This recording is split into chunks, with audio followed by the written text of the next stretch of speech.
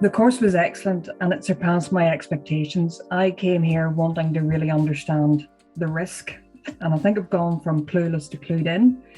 I have no I've no doubt that it's a huge task to get the risk mitigations and actions and playbooks, etc., in place. I'm sure we have some, but understanding that and articulating that, I think I can do much better.